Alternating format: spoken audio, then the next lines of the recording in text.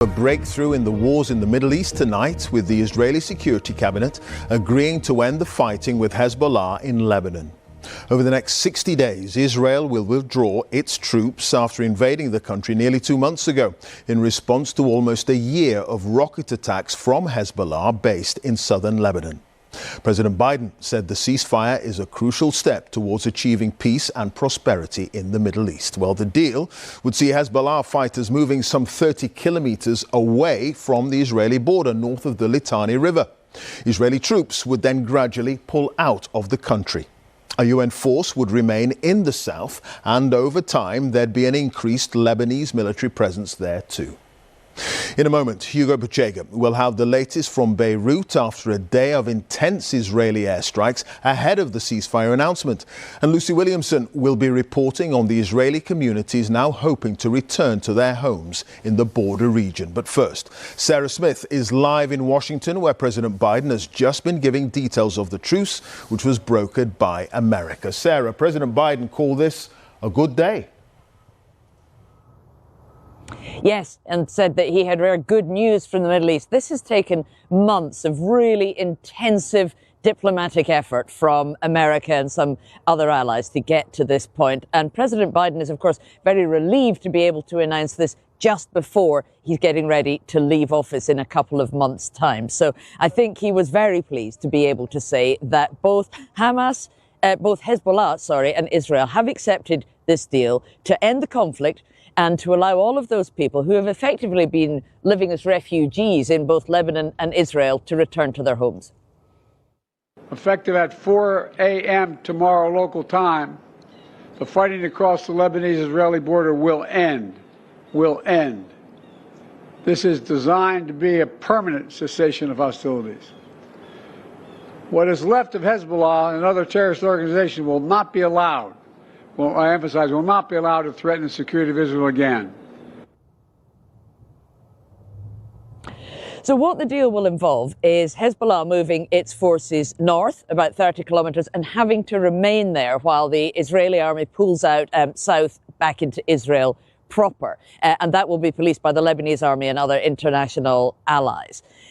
The Israeli Prime Minister, Benjamin Netanyahu, had a different job to sell this to his country and to his government. So he was stressing what Israel has achieved in this conflict, that Hezbollah has been set back decades, he said, as well as several of their most senior commanders killed, and pointing out that if they do violate this deal in any way, including trying to rearm themselves, then Israel can and will attack them.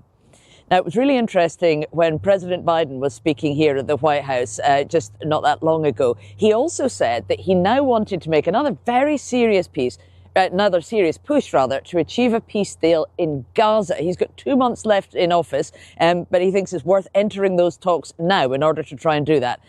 And Donald Trump is on his way into the White House, of course, has been fully briefed on this deal. His team are said to look on it favourably, and he's almost trying to take credit for this already himself, saying that actors in the region are moving to make peace now because he's been re-elected to the White House. All right. Sarah, thank you for that. Sarah Smith, our North America editor there, just outside the White House. Well, as you heard Sarah say there, it's hoped the ceasefire deal will see many tens of thousands of civilians on both sides return safely to their homes in the border region. Lucy Williamson has been to northern Israel to speak to some of those who left their homes. In northern Israel, sirens warned of rockets, as residents warned of surrender. Israel's pounding of Lebanon continued hours before the ceasefire was announced. Rona and On left their home in Kfar Giladi on the 8th of October last year. The Lebanese villages they lived alongside, clearly visible through the border fence. I hope for a day where we could, be at peace with each other. And I think that trust was broken when our army found the tunnels and the ammunition and all of these preparations to effectively come and massacre us. Their house and community empty for more than a year. Okay. I'm sorry about the mess. It's just we put everything inside. A ceasefire deal is meant to get them permanently back home, but it could mean their Lebanese neighbours returning too. Apart from completely erasing these villages and having no people here, there is no real physical thing that can make me feel safe. It's just, hope. Israel's leader has achieved many of his war goals in Lebanon. These Lebanese border villages now empty, controlled by Israeli forces. But there are also compelling domestic reasons for ending this war, like getting residents on this side of the border back home. Israel's forces are tired and its economy is suffering. But Hezbollah, damaged but intact, is still fighting. And some ask why their prime minister, fighting a much weaker enemy in Gaza, is signing a ceasefire in the north. Lucy Williamson, BBC News, Northern Israel. Well, that ceasefire will begin in the early hours of tomorrow morning. But earlier today, before the announcement, Israel launched extensive airstrikes on Beirut's southern suburbs, as Hugo Bachega now reports.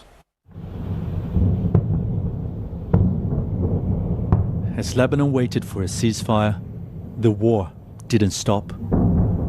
The most intense Israeli bombardment of Beirut in this conflict. The Israeli military said these were Hezbollah facilities. Here, it gave a warning before attacking. Here, in central Beirut, it didn't. This building collapsed. 7 people were killed. In the evening, we tried to visit the site. But we were caught up in another wave of Israeli airstrikes. So there has been an attack now. There has been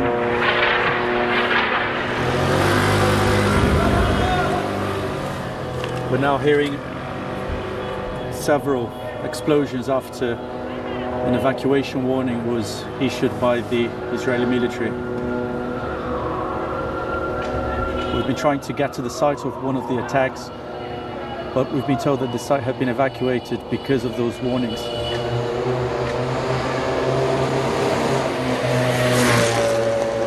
Israel is now unleashing a wave of attacks targeting Beirut just hours before this possible ceasefire. People tried to flee. There was chaos. This war has been devastating for Lebanon. Hezbollah has been severely damaged, but it hasn't been destroyed. This deal may bring the conflict with Israel to an end, but many here fear a new internal conflict could follow. Hugo Bachega, BBC News, Beirut. Well, what could the peace deal mean for the war in Gaza? Frank Gardner's live in Jerusalem. Frank, that's the big question, isn't it? Because that war to the south, what's been happening there? Well, that is, of course, now once again the core conflict in the Middle East. And you know, Clive, I think it really depends on whether you see the glass as half full or half empty. Because optimists would say, look, if you can do a deal for Lebanon, you can do one for Gaza. And it wasn't that long ago that Antony Blinken was in London, the US Secretary of State, saying we are 90% of the way there. It's just the last 10%. But pessimists are saying, well, you know what, this is going to make it even harder. And Israel is now going to redouble its military efforts on Gaza. The conflict continues. I think the sticking point here is that for Hamas to release those hostages and sign a peace deal, they want to see some undertaking that Israel is going to withdraw its forces from Gaza and stay out. Israel doesn't want to do that because it says that it doesn't want to abandon the border between Gaza and Egypt because it worries that Hamas will simply use it to smuggle weapons in again and fire rockets at them. They've got to try and get through this. Qatar, the big mediator, recently withdrew from mediating, saying the two sides need to get closer to have some common ground. We're not there yet, but it's still a doable deal.